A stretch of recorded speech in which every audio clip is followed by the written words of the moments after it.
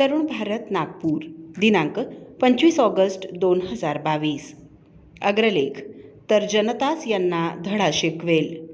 ब्राह्मणांबद्दल असभ्य शब्द वापरूनही ज्या अमोल मिटकरी यांच्यावर कारवाई झालेली नाही, त्या मिटकरी यांना शरद पवार यांचा राष्ट्रवादी काँग्रेस हा पक्ष सातत्याने पाठीशी घालत आलेला आहे हे स्पष्ट आहे। काल विधिमंडळाच्या पायऱ्यांवर सत्ताधारी शिंदे गटातील आमदार आणि विरोधी पक्षांचे आमदार यांच्यात जो राडा झाला त्याची सुरुवातही अमोल मिटकरी यांनीच केली असावी अशी शंका घ्यायला वाव आहे। शिंदे गटाचे आमदार महेश शिंदे यांनी शिवीगाळ केली असा जो आरोप मिटकरी यांनी केलाय त्यात तथ्य असेल तर महेश शिंदे यांनी चूकच केली आहे असं म्हणता येईल, पण अमोल मिटकरी यांची प्रत्येक कृती ही केवळ स्वस्त प्रसिद्धीसाठीच असते यातही शंका नाही। ब्राह्मण समाज हा अतिशय सहिष्णू आहे, शांतताप्रिय आणि उपद्रव शून्य आहे। त्यामुळे ब्राह्मणांबाबत काहीही बोललं तरी आपलं काहीच वाकडं होत नाही असा समज करून घेतलेले मिटकरी पवारांच्या छत्रछायेखाली निर्धास्त फिरतायत। ब्राह्मण समाजाबाबत अनुदार उद्गार काढूनही ते मोकाट फिरतायत आणि केतकी चितळे 42 दिवस कारागृहात राहून आल्यावरही तिला त्रास सहन करावा लागतोय ही आपल्या समाजाची शोकांतिका आहे। महाराष्ट्रभर अमोल मिटकरींच्या विरोधात तक्रारी करण्यात आल्या, पण एकाही तक्रारीची दखल घेऊन गुन्हा दाखल करण्यात आलेला नाही हे कटू वास्तव आहे। मिटकरी यांच्यात हिंमत असेल तर त्यांनी अन्य कुठल्याही समुदायाविरुद्ध अनुदार उद्गार काढून दाखवावेत। बघा काय हाल होतात त्यांचे। मिटकरी हा काही राष्ट्रवादीचा मोठा नेता नाही, पण सातत्याने तो पुढे असतो हे उभा महाराष्ट्र पाहतोय। स्वस्त प्रसिद्धीसाठी जे जे करता येईल ते सगळं करण्याचा प्रयत्न मिटकरीकडून केला जातो आणि ज्याप्रमाणे मांजर डोळे मिटून दूध पिते तसे राष्ट्रवादीचे मोठे नेते वागत आहेत हे लपून राहिलेलं नाही। बाबासाहेब पुरंदरे असतील, दादोजी कोंडदेव असतील, समर्थ रामदास स्वामी असतील, या सगळ्यांच्या बाबतीत शरद पवार यांनी गतकाळात काय भूमिका घेतली हे सगळ्यांनाच ठाऊक आहे। त्यामुळे मिटकरीला पुढे करून आपला एजेंडा राबवण्याचा राष्ट्रवादीचा डावही उघड दिसतो आहे। जे लोक बहुसंख्यकत्वाच्या जोरावर माज आल्यासारखे वागतायत, अल्पसंख्य समाजाच्या भावना दुखावण्याचे पाप करतायत, त्यांना त्यांची जागा ईश्वरच दाखवून देतो याची प्रचिती ही भविष्यात येईलच। काल विधिमंडळाच्या पायऱ्यांवर जे काही घडलं त्याचे कुठल्याही प्रकारे समर्थन केलं जाऊ शकत नाही। जे काही घडलं ते असभ्यपणाचंच होतं आणि त्यासाठी जे जबाबदार आहेत त्यांनी महाराष्ट्रातील जनतेची माफी मागितली पाहिजे। विधिमंडळाच्या पायऱ्यांवर आंदोलन करण्याचा अधिकार हा विरोधी पक्षांचा आहे असा दावा केला जातोय। खरं पाहिलं तर विधिमंडळ परिसरात कुठेही कुणीही आंदोलन करताच कामा नये। विधिमंडळाचं अधिवेशन जे बोलावलं जातं त्यात जनतेच्या प्रश्नांवर साधक बाधक चर्चा केली जावी, समस्यांवर तोडगा काढता यावा या दृष्टीने प्रयत्न केले जावेत, पण तसं न करता सातत्याने गोंधळ घालायचा, कामाचे तास वाया घालवायचे आणि जनतेची दिशाभूल करायची असला उद्योग पाहायला मिळतोय। आंदोलनच करायचं असेल तर अधिवेशन बोलवायचं तरी कशासाठी?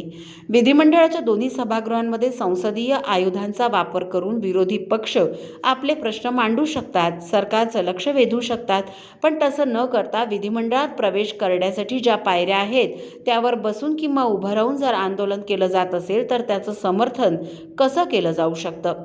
अधिवेशन सुरू झाल्यापासूनच विरोधकांनी आंदोलन केलं। विरोधकांनी ज्या घोषणा दिल्या जात होत्या त्या सिद्ध करणारे पुरावे त्यांच्याकडे आहेत का हे आधी सांगितलं पाहिजे।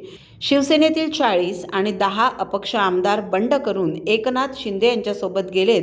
त्यांनी भाजपशी युती करून सत्ता स्थापन केली, त्यामुळे काँग्रेस आणि राष्ट्रवादी या दोन्ही पक्षांची गोची झाली।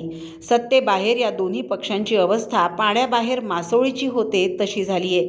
त्यांना नैराश्य आलं, त्या नैराश्यातून ते सरकारवर सातत्याने आरोप करीत सुटलेत। आमदार बाहेर पडले ते शिवसेनेतील, त्याचं दुःख राष्ट्रवादीला होण्याचं काय कारण? शिंदे आणि त्यांच्या समर्थक आमदारांनी गद्दारी केल्याचा आरोप आधी उद्धव ठाकरे यांच्या समर्थक आमदारांनी केला।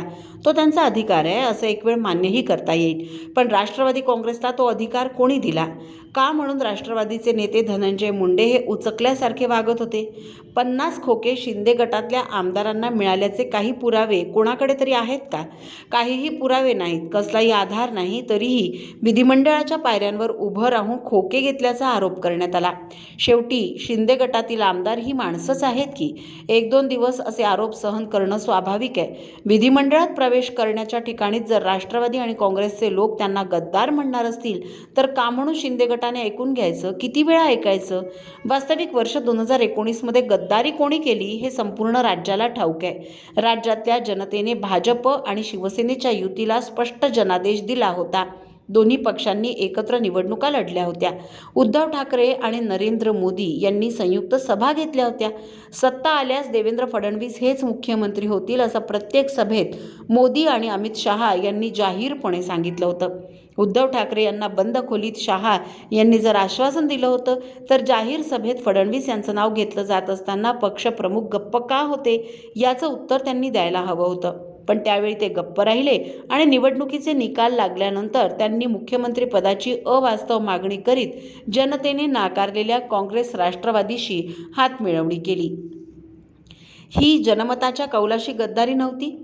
जनतेने आपल्याला नाकारलंय, विरोधात बसण्याचा कौल दिला आहे, तो मान्य करण्याऐवजी कटकारस्थानं करून उद्धव ठाकरे यांना हाताशी घेत सत्ता स्थापन करणं ही काँग्रेस आणि राष्ट्रवादी काँग्रेसने केलेली गद्दारी नव्हती? 100% ती गद्दारीच होती. म्हणूनच मतदारांशी गद्दारी करणाऱ्या महाविकास आघाडीला शिंदे गटावर टीका करण्याचा कोणताही नैतिक अधिकार राहिलेला नाही.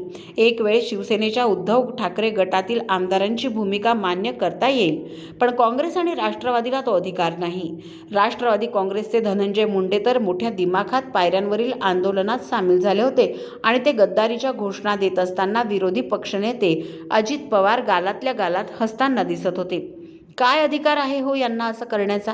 शिवाय मिटकरीला यांनी जी सूट दिली आहे ती एखाद दिवशी यांच्या अंगलट येणार आहे हेही स्पष्ट आहे. मिटकरीने काहीही बोलावं आणि यांनी त्यास मूकसंमती द्यावी हे फार दिवस चालायचं नाही. मिटकरीने जाणीवपूर्वक एखाद्या जातीची टिंगल करायची आणि राष्ट्रवादीच्या जयंत पाटलांसारख्या नेत्यांनी त्यावर हसायचं, शरद पवारांसारख्या नेत्यांनी त्याला शाब्बासकी द्यायची आणि तरीही स्वतःला पुरोगामी म्हणायचं, हे देखील फार दिवस चालणार नाही. सातत्याने शाहू फुले आंबेडकर यांची नावं घ्यायची आणि या महापुरुषांच्या तत्त्वज्ञानाला फाटा देत विसंगत वर्तणूक ठेवायची हे महाराष्ट्रातल्या जनतेला कळत नाही. या भ्रमात या लोकांनी राहू नये. ज्या महेश शिंदे या आमदारावर मिटकरी दोषारोपण करतायत त्या महेश शिंदे यांनीही त्यांचं मत मांडलंय. मिटकरी म्हणजे महाराष्ट्राच्या राजकारणाला लागलेला काळा डाग आहे असं जे शिंदे यांनी म्हटलंय ते मिटकरी कृतीने सिद्ध करीत असतील तर दोष कोणाचा? विधिमंडळाच्या पायऱ्यांवर खरं तर कोणीच आंदोलन करण्याचं काही कारण नाही. जे काही बोलायचं आहे ते सभागृहात बोलता येतं. जर शिंदे गटातील आमदारांना 50 खोके मिळाले असतील आणि त्याचे पुरावे विरोधी पक्षांकडे असतील तर पुराव्यांसह सभागृहात आरोप करावेत. पण हवेत गोळीबार करून 3 ठार झाल्याच्या बाता विरोधकांनी मारू नयेत. जनता आता हुशार झाली आहे. कोणाला मत द्यायचं हे मतदारांना चांगलं कळतं. आजवर ज्या चुका केल्या तेवढ्या पुरे. यापुढेही असेच वागलात तर जनता चारी मुंड्या चित करेल हे काँग्रेस आणि राष्ट्रवादीने कायम लक्षात ठेवावं. दैनिक तरुण भारतचा हा अग्रलेख आपण तरुणभारत.net या संकेतस्थळावरही ऐकू शकता. असेच अभ्यासपूर्ण आणि परखड विचारांचे लेख ऐका फक्त डिजिटल तरुण भारतसोबत. त्यासाठी आमच्या YouTube चॅनलला लगेच सबस्क्राईब करा, लाईक करा, शेअरही नक्की करा. धन्यवाद.